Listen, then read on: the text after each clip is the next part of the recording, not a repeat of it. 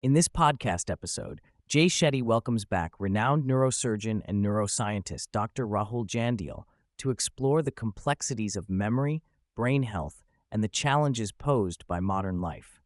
Dr. Jandial, known for his expertise in brain surgery and neurological research, offers deep insights into why memory falters, how emotional imprinting affects our recollections, and what practical steps everyone can take to protect and enhance their cognitive function.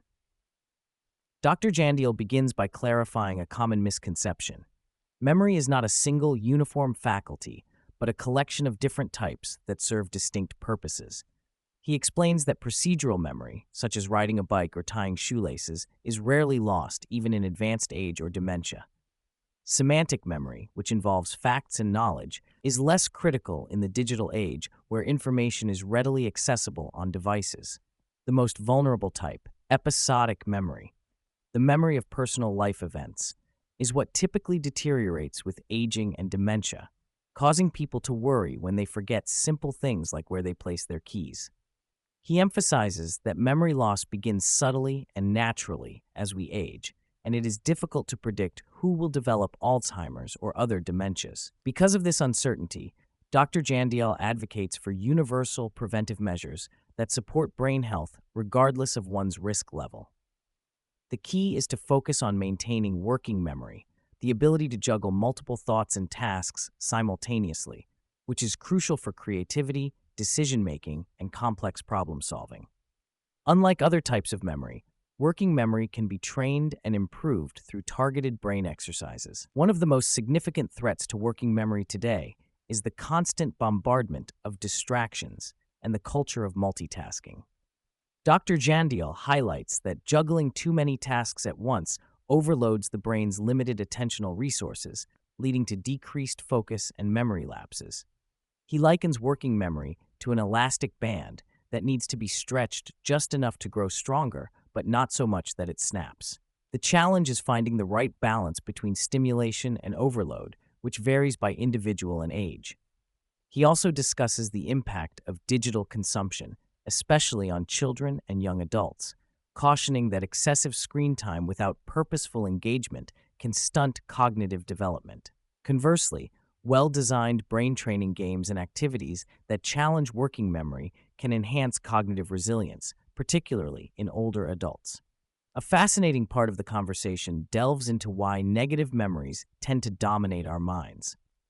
Dr. Jandial explains that emotional imprinting, particularly through the amygdala and limbic system, stamps memories with strong feelings to protect us from future harm.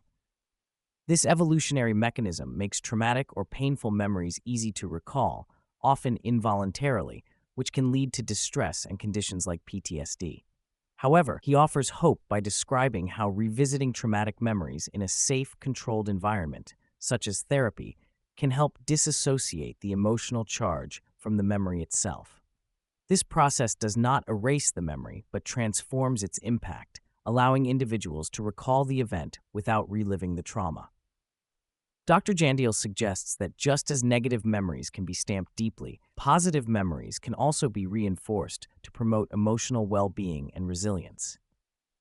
Attention and focus are vital for encoding and retrieving memories, but they are finite resources that degrade with fatigue and distraction. Dr. Jandial shares insights from his experience as a brain surgeon, where maintaining intense focus during long, complex operations is essential. He explains that attention must be managed carefully with periods of Zen mode to conserve mental energy before ramping up for critical moments. The conversation touches on the concept of decremental vigilance, where sustained attention diminishes over time, making it harder to maintain focus during prolonged tasks. Strategies to optimize attention include minimizing distractions, managing one's environment, and pacing demanding activities to align with natural cognitive rhythms. A profound theme in the discussion is the disconnect between knowing what to do for better health and actually doing it. Dr. Jandial describes the brain's internal referee, a decision-making system in the prefrontal cortex that arbitrates competing desires and impulses. This internal referee is vulnerable and can be overwhelmed by attentional magnets, triggers that hijack focus and lead to unwanted behaviors like smoking or unhealthy eating.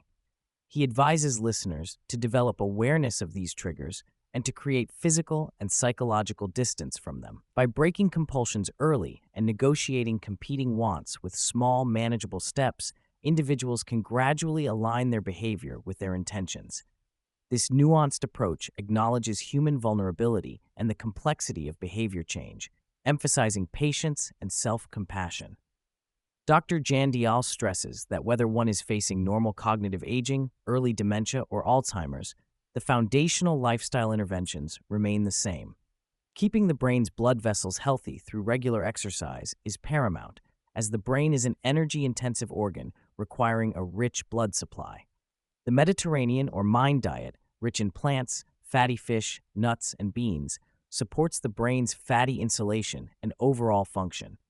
Challenging the brain through learning new skills, socializing, and engaging in puzzles or brain training games helps maintain cognitive agility. He underscores that these habits are not quick fixes, but long-term commitments that build resilience over years.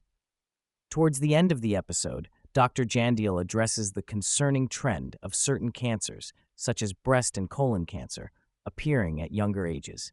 While the exact causes remain unclear, he advocates for earlier screening and reducing barriers to care to catch cancers at more treatable stages. He also highlights the importance of systemic improvements in food, water, and environmental quality as part of a broader public health approach. Dr. Jandial dispels the popular myth that humans use only a small fraction of their brain's capacity. Modern neuroscience shows that virtually all parts of the brain are active at different times, depending on the task. The brain's efficiency means it uses only the necessary regions to perform functions, conserving energy. Learning new skills requires effort and activation energy, but with practice, new neural pathways become easier to access, much like skiing down a well-worn trail.